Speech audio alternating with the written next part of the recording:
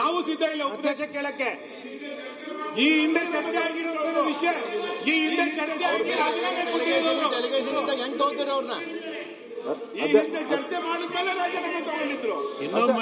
ಅಧ್ಯಕ್ಷರೇ, ಅವರು ಚರ್ಚೆಗೆ ತಾವು ಕೇಳಿದ್ದೀರಾ, ಚರ್ಚೆಗೆ ಏನಪ್ಪ ತಾವು ಚರ್ಚೆಗೆ ನಮ್ಗೆ ನೋಟಿಸ್ ಕೊಡಿ ಅಂತ ಕೇಳಿದ್ದೀರಾ ಸರ್, ನಾವು ಅದನ್ನ ಸ್ವಾಗತ ಮಾಡ್ತೀರಿ. ಆದ್ರೆ ಆ ಚರ್ಚೆ ನಡಿಬೇಕಾದ್ರೆ ಅವರು ಅಲ್ಲಿ ಕೂತ್ಕೊಂಬಾರ್ದು. ರಾಜೀನಾಮೆ ಕೊಟ್ಟಿದ್ರೆ ಮಾತ್ರ ನಾವು ಚರ್ಚೆಗೆ ಮಾಡೋದು. ರಾಜೀನಾಮೆ ಕೊಡ್ಲಿ, ರೆಡಿ ಇದ್ದೀವಿ.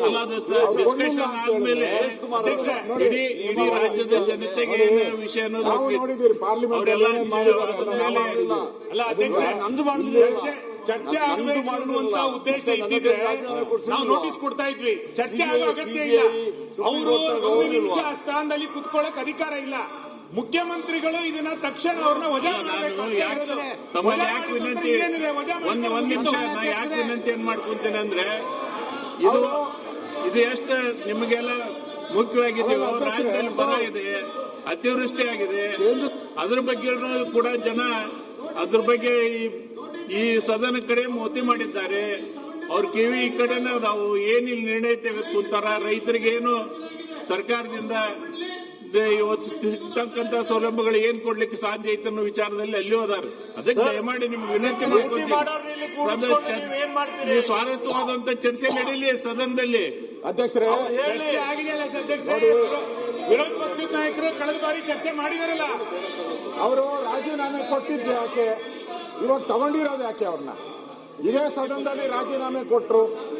ಇದೇ ಸದನದಲ್ಲಿ ಅವತ್ತು ಮಾನ್ಯ ಸಿದ್ದರಾಮಯ್ಯನವರು ಹೇಳಿದ್ರು 89 ಕೋಟಿ ಲೂಟಿ ಆಗಿರೋದು ನಿಜ. ಸರ್ಕಾರದ ಖಜಾನೆಯಲ್ಲಿ 89 ಕೋಟಿ ಲೂಟಿ ಆಗಿದೆ, 187 ಕೋಟಿ ಅಲ್ಲ ಅಂತ ಹೇಳಿದ್ರು. ಅವ್ರು ರಾಜೀನಾಮೆ ಅಂತ ಹೇಳಿ ರಾಜೀನಾಮೆ ಕೊಟ್ಟರು.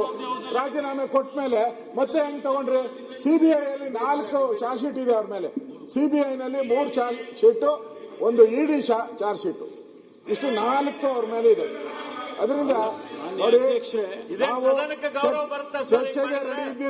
ಚರ್ಚೆಗೆ ರೆಡಿ ಇದ್ದೀರಿ. ಅವರು ಫಸ್ಟ್ ರಾಜೀನಾಮೆ ಕೊಡ್ಲಿ, ಆಮೇಲೆ ನಾವು ಚರ್ಚೆಗೆ ರೆಡಿ ಇದ್ದೀರಿ. ನಾವು ನೋಟಿಸ್ ಮಾನ್ಯ ಅಧ್ಯಕ್ಷರೇ, ತಮ್ಮ ಸಮ್ಮುಖದಲ್ಲೇ ಈಗ ಚರ್ಚೆ ಆಗಿದೆ ಒಳಗಡೆ.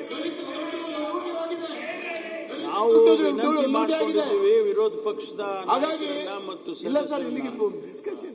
ತಾವು ನೋಟಿಸ್ ಕೊಡಿ, ಚರ್ಚೆ ಮಾಡೋಣ.